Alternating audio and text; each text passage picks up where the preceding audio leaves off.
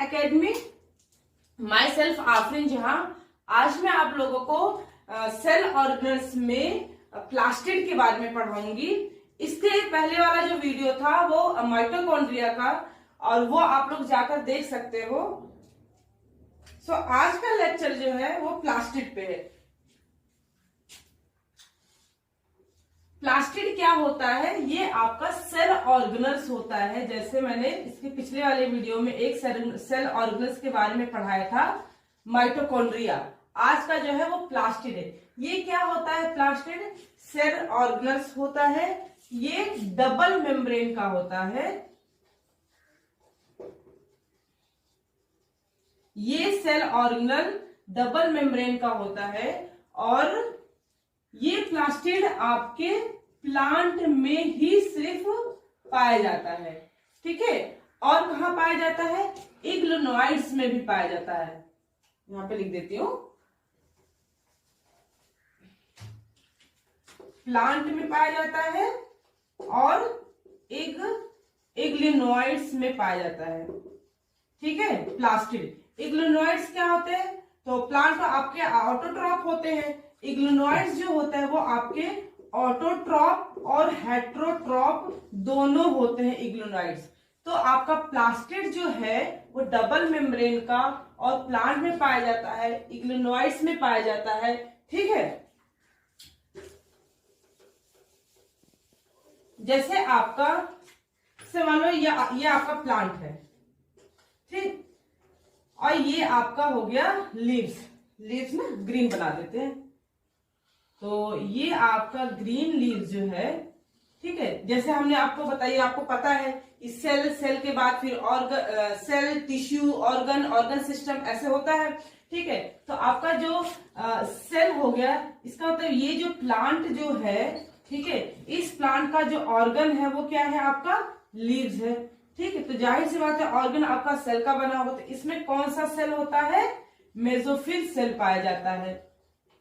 तो mesophyll cell, leaves में mesophyll cell पाया जाता है। इस मेसोफिल सेल में आपके क्लोरोप्लास्ट होता है।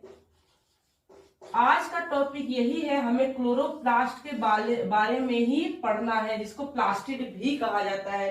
प्लास्टिड जो है वो 3 तरीके का होता है, क्लोरोप्लास्ट, क्रोमोप्लास्ट और ल्यूकोप्लास्ट। थोड़ी देर के बाद मैं आपको ये तीनों में क्या डिफरेंस होता है वो मैं बताऊंगी। ठीक है, अब जो ये हमारा लीव्स जो है वो ऑर्गन है आपके प्लांट का। इसमें आपका जो मेसोफिल सेल है वो आपके मेसोफिल सेल जो होता है वो ग्रीन कलर का होता है। क्यों ग्रीन कलर का होता है? इसलिए क्योंकि उसमें आप पिगमेंट होता है ना। और ये क्या करता है? ग्रीन कलर का कलर प्रोवाइड करता है, जैसे आपका ग्रीन। और भी बाकी बहुत सारे क्लोरोफिल होते हैं, जैसे आपका कैरोटीनॉइड हो गया, ज़ेंथोफिल्स हो गया, एंथोसियानिन हो गया, प्लास्टोसियानिन। ठीक है, बहुत सारे पिगमेंट होते हैं जो कि रिस्पॉन्सिबल होता है आपके कलर के लिए, वो स्टोर करने के लिए। तो आपका जो क्लोरोप्लास्ट होता है वो पिगमेंट इसमें होता है, मतलब क्लोरोप्लास्ट में आपका पिगमेंट होता है। पिगमेंट को क्या कहा जाता है? क्लोरोफिल। पिगमेंट को क्या कहा जाता है? क्लोरोफिल कहता है। मतलब आपका 500 मॉलिक्यूल्स क्लोरोफिल का क्लोरोप्लास्ट में प्रेजेंट होता है। ठीक है, और जैसे आपका कैरोटीनॉइड ये भी आपका क्या होता है? पिगमेंट होता है। ये 50 मॉलिक्यूल्स का से या मोर देन 50 मॉलिक्यूल्स आपके क्लोरोप्लास्ट में प्रेजेंट होता है। ठीक है,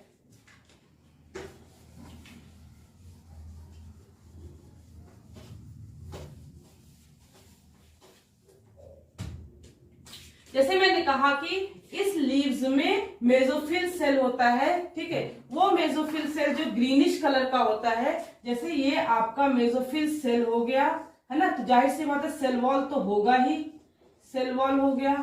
ठीक है, इसके अंदर जो है मेम्ब्रेन है, सेल मेम्ब्रेन हो गया। ये वैक्यूल है ना। प्लांट में बड़ा सा वैक्यूल होता है, लेकिन एनिमल में वैक्यूल नहीं होता है या नेग्लिजिबल होता है। ये आपका न्यूक्लियस हो गया, न्यूक्लियस हो गया, ठीक है। ये सारा जो एरिया है वो आपका क्या हो गया, साइटोप्लाज्म हो गया। इस साइटोप्लाज्म में क्या होगा, आपका क्लोरोप्लास्ट होगा, जो कि उसमें क्या होगा, क्लोरोफिल होगा, जो अलग अलग तरह का क्लोरोफिल होता है। आई होप आपको ये चीज समझ आ रहा होगा। ये हो गया आपका मेसोफिल सेल, जो कि ग्रीन कलर का।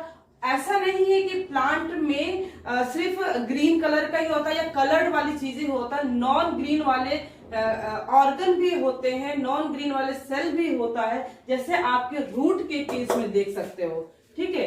रूट के केस में आप देखिए, ये मैंने स्ट्रक्चर बनाया हुआ है रूट का, ठीक है। ये आपका क्या होता है, नॉन ग्रीन ऑर्गन होता है रूट। तो रूट में जो सेल होगा तो जाहिर सी बात है रूट सेल, तो रूट सेल जो है वो नॉन ग्रीन है। जैसे ये आप देख सकते हो, ठीक है। ये कॉर्टेक्स होता है, जैसे ये आपका क्या हो गया, ये एपिडर्मिस हो गया, ये आपका एपिडर्मिस हो गया।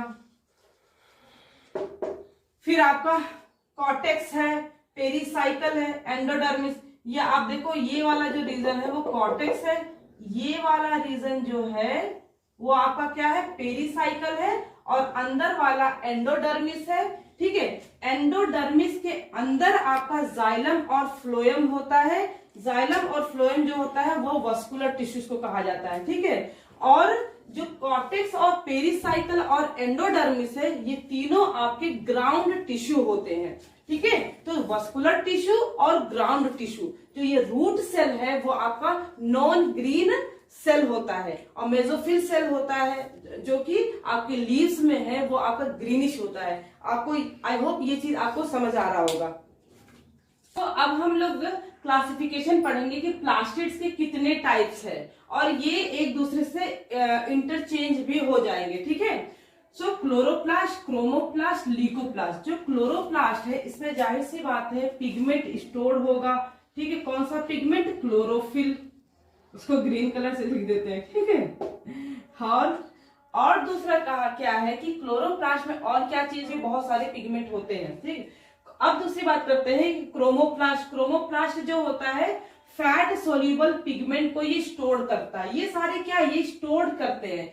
इन क्लोरोफिल का जो कैरेक्टरिस्टिक जो है वो क्या है कि कोई चीज को स्टोर करना, मॉलिक्यूल्स को, बायोमॉलिक्यूल्स को स्टोर करना, ठीक है। तो क्रोमोप्लास्ट में जो है ये फैट सोल्यूबल पिगमेंट, और कौन सा क्लोरोफिल इसमें पाया जाता है, ज़ेंथोफिल पिगमेंट होता है, ज़ेंथोफिल पिगमेंट, ठीक है। और कौन सा पिगमेंट है, कैरोटीन पिगमेंट, इसमें भी पाया जाता है ज़ेंथोफिल पिगमेंट। कैरोटीन पिगमेंट कौन सा कलर, येलो कलर है ना, रेड कलर, ऑरेंज कलर, ये सब कलर प्रोवाइड करते हैं। अब आते हैं ल्यूकोप्लास्ट में। ल्यूकोप्लास्ट जो है वो डिपेंड करता है कि कौन सा बायोमोलिक्यूल्स स्टोर करता है। मान लो कि आपका जो ल्यूकोप्लास्ट में अगर जो प्रोटीन जो है, ये जो प्रोटीन अगर जो स्टोर करता है उसको कहा जाता है अल्यूरोप्लास्ट, ठीक। और अगर जो आपका फैट जो है स्टोर करता है उसको कहा जाता है इलियोप्लास्ट। ये तीन है, अल्यूरोप्लास्ट, ठीक है, और इलियोप्लास्ट, और क्या है, अगर जो कार्बोहाइड्रेट स्टोर करके रखता है, जैसे पोटैटो के केस में ना, तो ये क्या होता है, अमीलोप्लास्ट।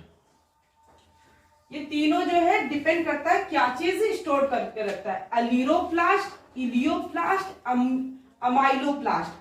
अलीरोप्लास्ट में जैसे आपका पल्सेस वगैरह, दाल वगैरह हो गया। इलियोप्लास्ट में ऑयल वगैरह, फैट, ठीक है। अमाइलोप्लास्ट में पोटैटो।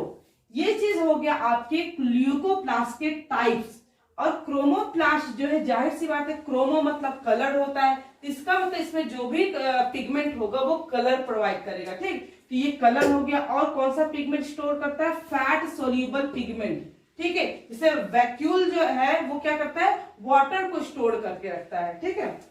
ऐसे ही इनका स्टोरिंग क्या है, फैट सोल्यूबल पिगमेंट। क्लोरोप्लास्ट भी आपका फैट सोल्यूबल पिगमेंट होता है, ठीक। फिर आपके ये चीज हो गया क्लोरोप्लास्ट। हाँ, अब हम बात करते हैं फोटोसिंथेसिस जो है। अब हम मेन बात करते हैं कि अब हम लोग जान लेते हैं स्ट्रक्चर, उसके बाद हम थोड़ा सा फोटोसिंथेसिस को समझेंगे, ठीक है। जैसे आपका प्लास्टिक जो हमारा क्लोरोप्लास्ट है वो ऑलरेडी मैंने बताया ना डबल मेम्ब्रेन का है। अच्छा एक बात बताओ, जैसे क्लोरोप्लास्ट हो गया, माइटोकॉन्ड्रिया हो गया, ये डबल मेम्ब्रेन का हो गया। तो ऐसे कौन से सेल ऑर्गेनल्स है जो आपके मेम्ब्रेन लेस है? जैसे आपका एग्जांपल के तौर पे राइबोसोम। राइबोसोम जो है वो मेम्ब्रेन इस पे नहीं होता है, ठीक है। अच्छा, ये आपका डबल मेम्ब्रेन का होता है। सिंगल मेम्ब्रेन वाले कुछ ऑर्गेनल्स का आप लोग बताइए। जैसे आपका सिंगल मेम्ब्रेन, जैसे आपका एंडोप्लाज्मिक रेटिकुलम हो गया, ठीक है, और आपके लाइसोसोम हो गया, ये सब क्या है? आपके गोल्गी अपैरेटस, ये आपके सिंगल मेम्ब्रेन का है।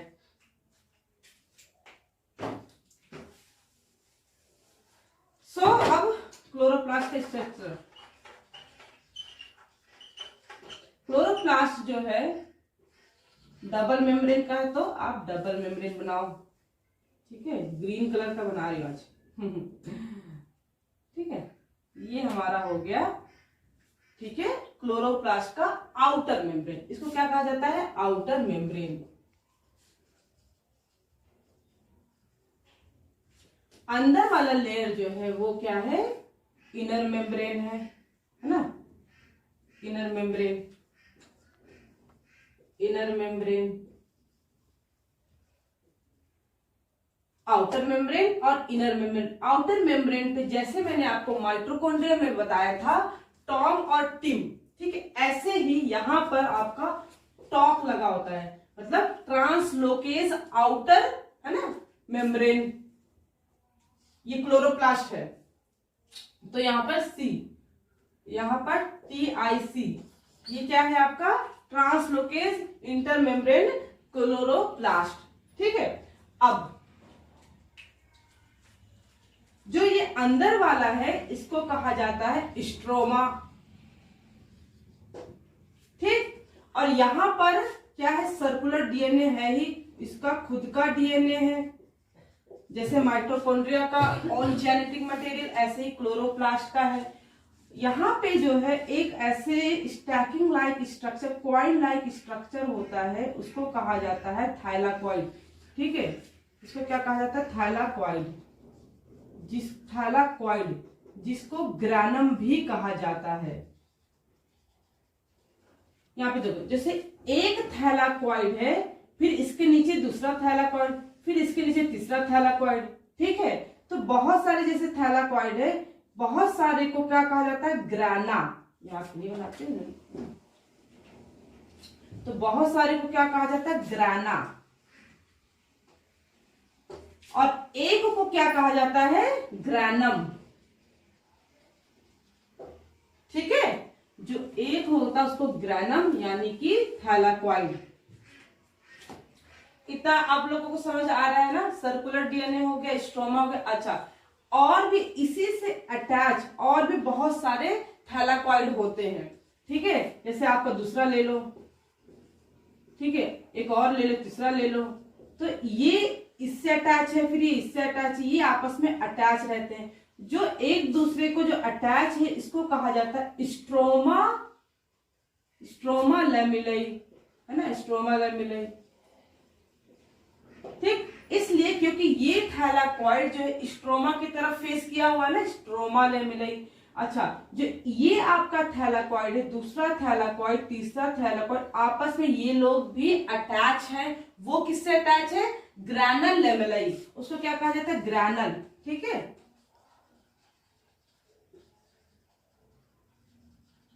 ग्रैनल लेमिलाई, ये आपका स्ट्रोमा लेमिलाई, इसलिए क्योंकि ये स्ट्रोमा की तरफ फेस किया हुआ है। आई होप इतना आप लोग को स्ट्रक्चर समझ आ रहा होगा। अब जो हमारा आउटर मेम्ब्रेन है वो आपका परमिएबल होता है, ठीक है, और इनर मेम्ब्रेन जो होता है वो आपका सेलेक्टिव परमिएबल होता है, ठीक है। यहां पर जो भी मॉलिक्यूल जो साइटोसोल से क्लोरोप्लास्ट में जाएगा, यहां पर जो मॉलिक्यूल्स जो थ्रू इनर मेम्ब्रेन से जो भी जाएगा उसको ट्रांसपोर्टर की जरूरत होता है। बिना ट्रांसपोर्टर, बिना कैरियर के वो नहीं जा पाएगा, ठीक है। ये इनर मेम्ब्रेन का तो क्यों? सेलेक्टिव परमिएबल है, ठीक है। इतना आई होप आप लोग को समझ होगा। अब हम ये जो हमारा, अब हम एक थाइलाकॉइड की सिर्फ बात करेंगे, है ना।